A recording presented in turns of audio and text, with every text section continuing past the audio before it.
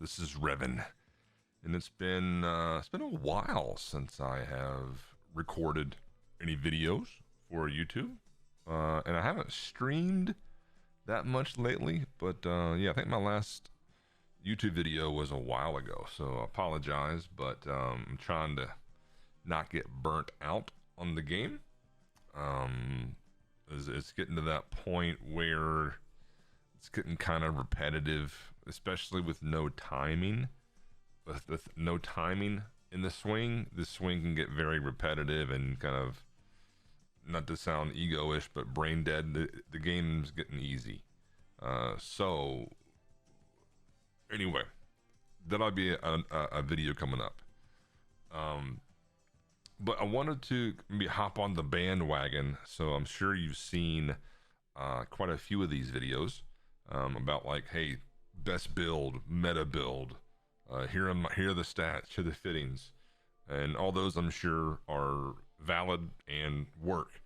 However, I have not done my video yet, so I think what I'm going to do is I'm going to go over my build, and then I'll cut the recording, and then I'll make another video kind of that'll happen right afterwards that I'll release, of me kind of walking through or playing around, where I talk through each shot, or unless it's just an obvious shot, but I'll kind of talk through thought process, what I look for, overall strategy, because I think, especially as the fittings get more and more powerful as the seasons progress, and people get more and more used to the bias swing, the swing is no longer going to be the skill gap. Everybody can swing it at a high level pretty consistently. The skill gap's going to be strategy. So that's where you're going to make up the most of the points. Most of the shots, most of the strokes are going to be in strategy and course management. So we'll kind of talk to that too for people that aren't used to that, maybe at a higher level. But so first video, this one, my build. Now I do have, I'll show you. I do have a, disregard all these. Like I made these just to get the special shots, but I do have a technician at 99 and a magician at 99. So both of these are maxed out. So I have both at my disposal, but I'm leaning, I'm on the technician bandwagon, and maybe you'll see why, or maybe I can explain why here in a minute. But for me, my meta build, unless something changes going forward, is going to be technician, and I'll get into why. Maybe at the start, like while the fittings aren't as powerful, magician I think may have some validity to it, but in my opinion, the rest of them may be more the exception than the rule. The rest of them aren't that viable at this point. But I do know there are some pretty good players that are playing on Sculptor, but I think, like I said, that's probably more the exception than the rule. But so yeah, my build on the technician. Here we go. Make sure we're good. All right. Let's turn up a little bit of the game volume here. Okay. So let's go into my character.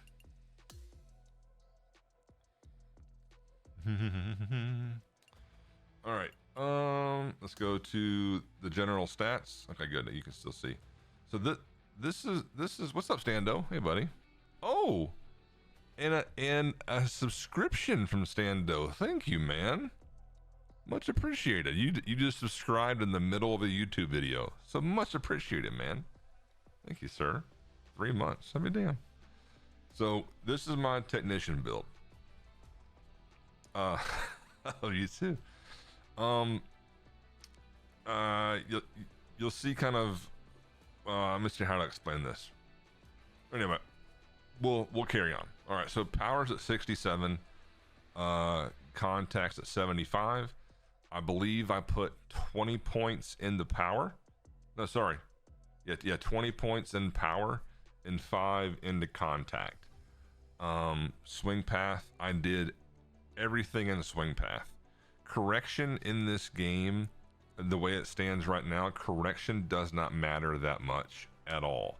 In fact, I don't think it matters at all, because until they change it, now they did nerf it some after the demo came out, but once you get over the ball, if you let's say if I'm a draw bias, if I use shot shaping to maybe try to hit a fade, that bias will get a little bit more vertical, so it negates a low correction. So I dumped everything in the swing path, so that way I don't really have to worry about swing path anymore. And correction is in my opinion, correction is useless because of that. Recoveries at 50, it's not that big of a deal. The game for the most part is easy enough that you're not going to find yourself in rough that often, or bunkers that often, of course, depending. But again, this is my opinion. You want a little bit more shaping. That way you can actually hit balls. If you're a draw bias, you can hit a fade and vice versa. It's going to come into play on some of the more difficult courses on TGC. You're going to have to move the ball left to right or right to left. Rhythm and timing, rhythm and transition, I kind of just spread them out equally. Transition's easy enough. It doesn't really matter. Rhythm, same, doesn't really matter. It's pretty easy. I don't have any problem really hitting rhythm, so I'd say probably dealer's choice on this. Do whatever you have the worst time hitting. For me, I think the transition was most important because I hit rhythm most of the time, and quite frankly, it didn't matter if I missed it by 0.5% or 1%. Not a big deal. Putt weight, contact, rhythm, path. I put everything, I think, pretty much into contact and path. The putt weight, again, it works like transition. I don't really have an issue with it. And plus with the practice swing or a practice stroke, you can kind of feel and see where the appropriate release point or forward point would be. And rhythm, again, I don't have a problem with it. So maybe if you struggle with rhythm, maybe pump some more into it. But again, dealer's choice. I just did all contact and path because for me, the weight and rhythm don't really affect how I play. So you can see here overall, the swing path is right where I want it to be. The power would probably be a little bit lower than most people would want. And then also, same thing, I think the contact's probably a little bit low as well. For what I would want. One thing that I think maybe some lower level players do incorrectly, they chase power. They chase it, and quite frankly, it doesn't mean much. Especially at a certain amount, power doesn't mean squat. Especially on courses like on courses that we'll play in TGC, where the conditions are firm and very firm, you don't need that much power anyway. And there's not that much difference anymore in this game coming into the green with a 5-iron as opposed to a 7-iron. There's just not that much of a difference anymore in the game. And because spin, like, you can't just full, and for those that are new to the game, did not play 23, full is full off full spin. So in 23 you could full a 3-iron or a 4-iron or a 5-iron and have it just hit and stop. In this game you cannot do that. So there's not that much advantage, let's say, of hitting a 5-iron, or sorry, a 6-iron as opposed to a 5-iron. So all that being said, don't chase power. Do not chase power. The two most important stats are going to be swing path and contact. That's it. The rest of them, okay, whatever. But so I'll go into the skill trees second, or after this little golf bag reveal. But do what you will. But Swing path is 95. These two are, it's weird. These two are lower than what I would like, but that's why we have fittings. So let's go into this fittings.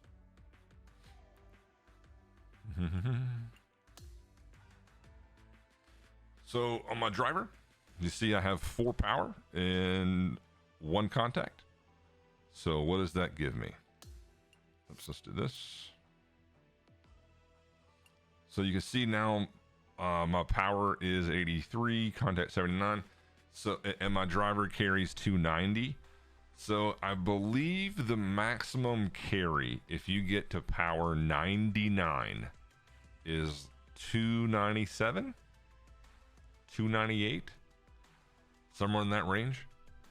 So why would I give up that much contact for 7 extra yards? You know, it's just not that big of a deal. And also if you miss contact, then all that power is not going to do any good anyway, because the ball won't go as far. So I did a 4-1 split on the driver because, you know, the power is a little bit low on the technician side on the driver portion. So I bumped it up to, this gets me 290. And then I went ahead and I put on 1 more contact just to give me a little extra room, a little bit wider of a mark, just to give me a little more cushion. But you can see I have a 95 swing path. I'm hitting it 290 yards, plenty far enough, and my contact I can hit more often than not. You know, not a big deal. To me, I think this is perfect. Anything more, I don't see the advantage of risking it. I just don't. Okay, so let's go 3-wood. Same thing. Same as the driver. 4-1 split. The driver, my 3-wood is going, let's just call it 260. I don't gain anything from having a 3-wood that goes 267 yards. I don't gain anything from that. So again, much like the driver, I beat up the power a little bit because I think it started off at 248. It's a little bit low, and then I gave myself a little bit more leeway in the contact. And with those longer clubs, you know, you don't have to be perfect on the contact because you have a wide fairway, right? And you're not, you know, if you're 260 yards out, you're not looking to stuff it to 4 feet. You know, so you have some wiggle room if you hit, you know, 2 or 3% open or closed. But again, I think it's a good mix. But here's where hybrid, okay, yeah, same thing, but I just added 1 more contact. Again, you don't gain anything by hitting your hybrid 249 yards. You just, at a certain point, it's not what club you're hitting, it's the gapping you have. You got to make sure your gapping is appropriate. So I did the same thing. I just bumped up a little bit more contact because with the hybrid now you're starting to want to get closer to the pin, especially on longer par 3s. So now you want even more forgiveness to hit the perfect. And this is why I think the technician build, again, for me is the best. So the irons. I can make up the difference now with, remember on the base stats, I think I had, was it 75? It's low. But now I can use all these fittings. Now I have 91 contact. And then also the skill tree boosts will get me to 96. You know, on my approach shots and my tee shots, because that adds 5 points. So now I have an iron that's 71, whatever, but I have a contact that's 96 and swing path that's 99. There's nothing else more you could ask for. You know, to give up, let's say 7 or 8 to maybe even 10 points of contact to hit my 5 iron instead of 200 yards. 203, 204 yards. It's not worth it. It's not worth it at all. So, and also you can see the gapping. The gapping is pretty good. It's all about 10 to 11 yards. Maybe there's a 12-yarder in there from the 4-iron to 5-iron, but the gapping is correct.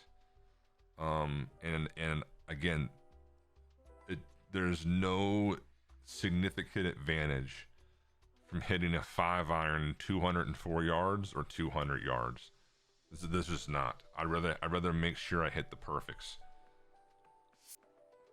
So, and then wedges are even more dumbed down, I guess let's call it.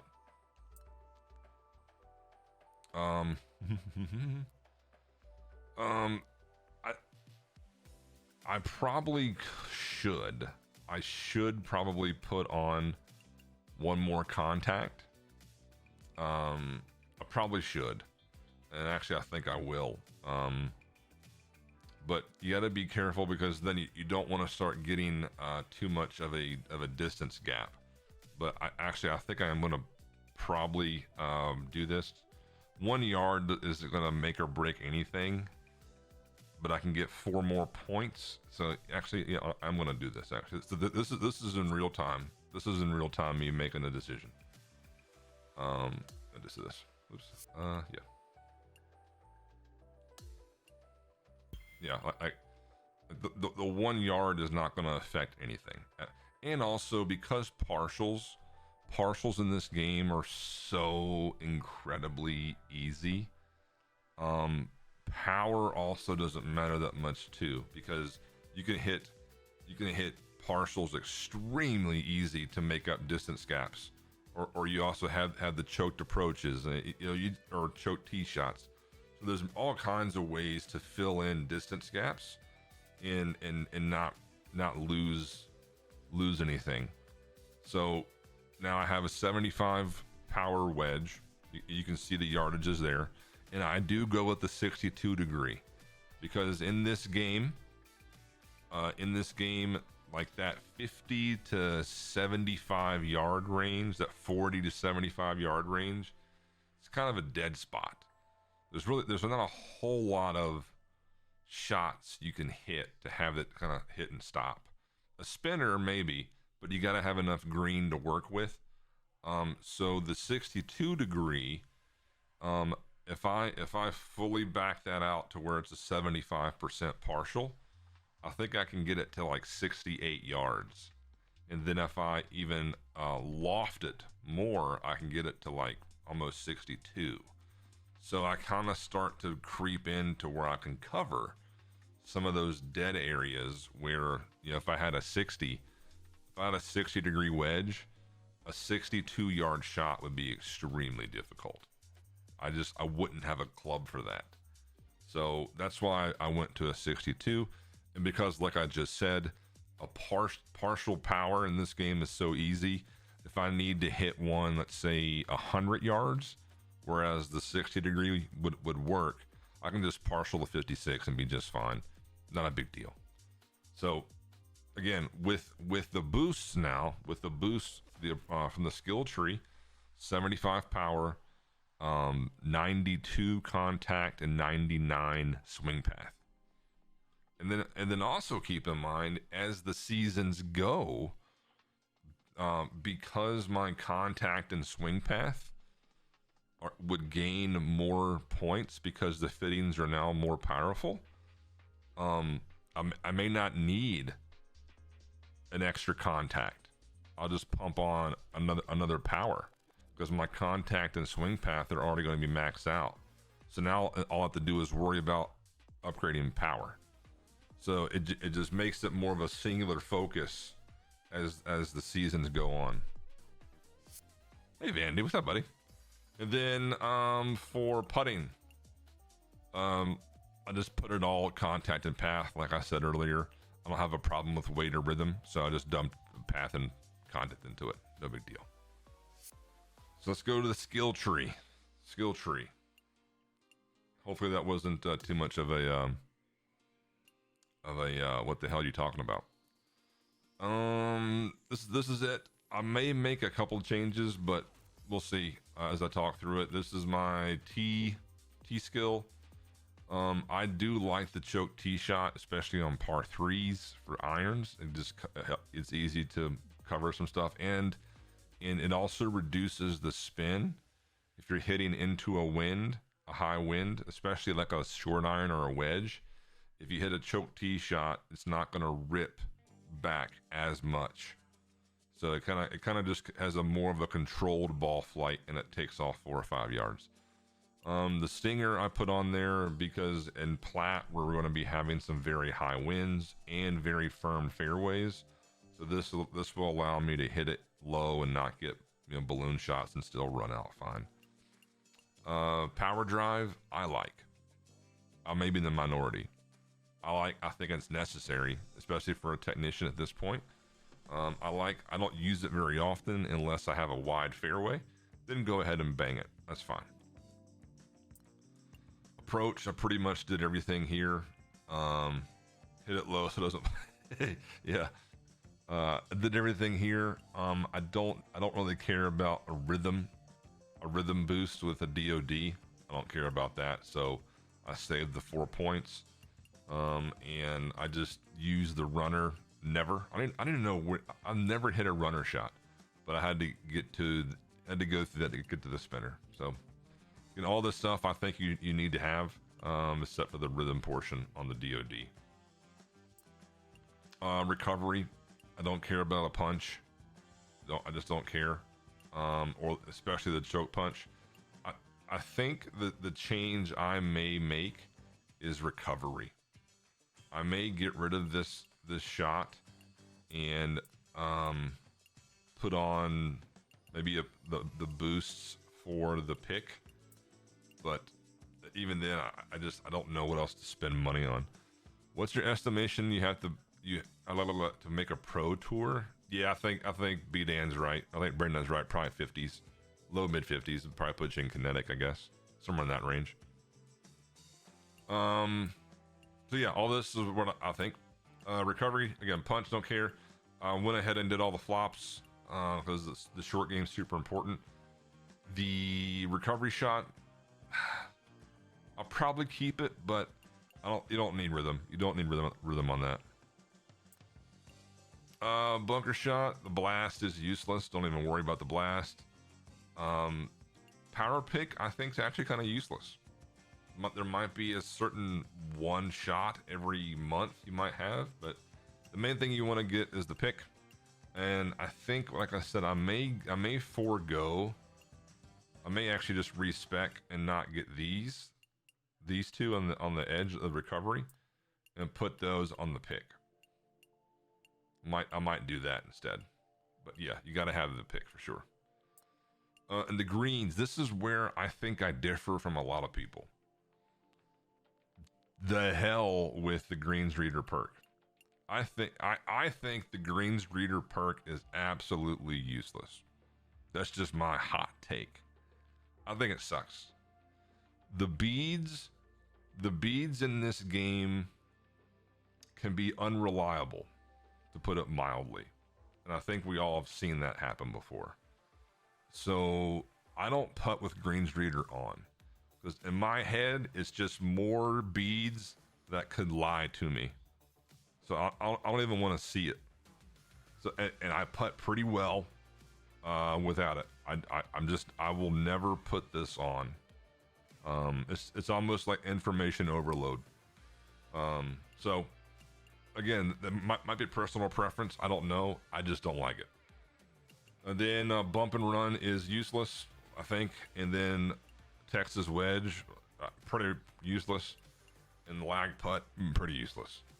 So and then you have the tie spinner, which is whatever, sure.